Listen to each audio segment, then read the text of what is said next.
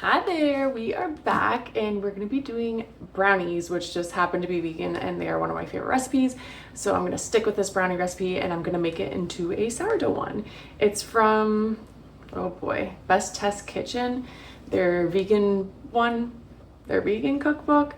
I don't have it with me, I just have the picture. So I'm going to go off of that and we're just going to alter it a little bit. So I'm going to tilt you down so you can check out what we're doing. And yes, there is a huge mess right now because I'm also making the bread that I do. So I got 6 breads on the counter while I'm doing this. So we're going to start off with our scale. So it calls for 2 cups of flour, but because I'm doing it sourdough, we're going to measure it on here and we'll do the 2 cuppers. How about if I had a measuring cup, hey? 1 cup. I have my scale zeroed out, but if it's not, that's okay. And then you could just subtract it. So 2 cups. So we have 264 grams of flour. We're going to take out 50, so we need 14. I'm going to do 100 grams of sourdough, which is the standard of what I normally do. So we got 213, close enough. And now we need 3/4 teaspoon of salt. Here's our little 4th guy, and it's just sea salt. Nice little chunk there. Make sure we'll break that up before I put that in. 1, 2, 3. So we got our 3/4 teaspoon of salt, and now we need a whole teaspoon of baking powder. Did I get the right one? I did. That's good. It's just a selection baking powder. Let's try that again. Shorty's getting low in there. So that's it for that part. I just gotta try real hard to try not to forget to add in my sourdough after. We got that mixed up. I'm just gonna set this aside for now, and now we're gonna work on some wet stuff. Now it calls for 1 cup of boiled water. So I'm just measuring it in here. There's our 1 cup, which equals 209 grams. And I'm gonna try to take out 50 grams. And now we gotta add some back in there. So that's subtracting our liquids and our dries. And you do want that water boiled because we're gonna try to melt some chocolate. So now I need 3 ounces of unsweetened chocolate. I'm just going with a Baker's. No idea about these brands. And I am gonna use the scale for that because it's calling for 3 ounces. I don't really know how much 3 ounces is, so there we go. If you know math, you know math. If you don't know math, maybe you understand where I'm coming from. Grr. So we're at 2.4. Yeah, I totally would have gotten that wrong. That's what we got scales for there. 3.5. I guess I should have started with 1 chunk at a time, but that's okay. We're fine. And then we're gonna want that to melt. Probably shouldn't be using plastic and boiling hot. So we'll whisk it. Why not? Almost it sounded like I was trying to say risk it, but I couldn't say it. Okay. Anyway. And once this is melted, we're gonna add in 3/4 cups of cocoa powder. I just got fries. Some fries cocoa going on here. I was having a real struggle with melting chocolate in the microwave, but I think something's up with the microwave. You know when it doesn't spin and like it just warms? Apparently that makes a big difference. So lesson learned, wasted a lot of chocolate. And at least in Canada, chocolate's real expensive right now. But I also really didn't learn my lesson because I did it like another 5 times after that. And then I'm like, I'm gonna do the old school method, boiling water. Let that sit there for a sec. Oh my gosh, there's a 3/4 cup. That's amazing. We love that. Come on now, get out of there. Hopefully we have enough. It looks like we might if it breaks up at the bottom. Oh boy, that's okay. Almost 3/4, but that kind of makes up for the fact that we have too much chocolate in there. I'm gonna get that melted. Get in there, slugger. So we're gonna throw in the 3/4 cups of cacao. Is it cocoa or cacao? I think there's a difference. I don't really know. At this point, you would add in your espresso powder. So there is 1.5 teaspoons of espresso powder that you could add in, but I totally can't find it. I always do it with espresso powder. If you don't like the flavor of espresso powder, I feel like I'm talking a mile a minute. You really can't tell that it's in there. So, I mean, since I can't find it, I don't think it's a big difference. So that would go in with this part. We're not doing that part, so that's okay. Skip that. Now we're gonna add in, actually, I'm so bad at forgetting, which you guys all probably realize by now. Kind of forget everything. So we're gonna do the sourdough right now before I forget. Turn that scale back on. And instead of ounces, we need grams. So I'm gonna do 100 It looks flat because I just made the bread, so I already stirred it all, so it kind of flattened out. You can never have enough spatulas. It's like a little scoop spoon or something. So let's get our 100 grams in there, and then we gotta feed this guy later. Sometimes I panic. There we go, we got it. Because I'm like, look how much sourdough starter is left to keep it alive. But it's always enough, shockingly.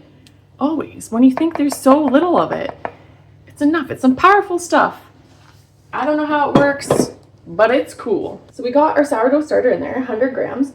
Next, we're gonna add 2.5 cups of sugar. FYI, as you can tell, this recipe is really not that healthy.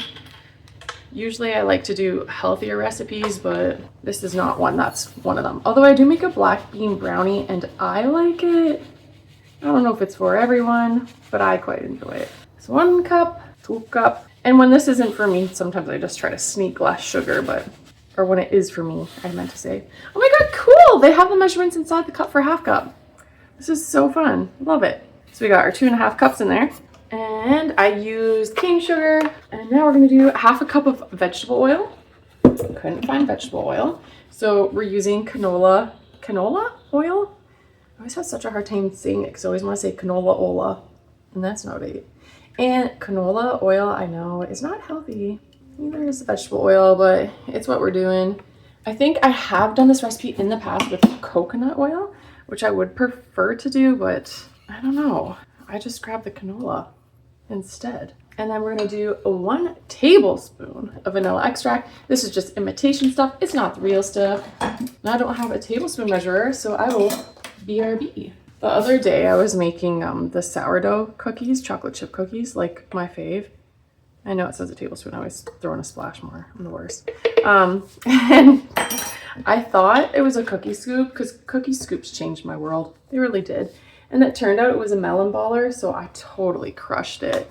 It doesn't work at all because when you do the sourdough cookies for that recipe anyway, you put it in the fridge, so the dough was very hard. There went the melon baller. Sad face.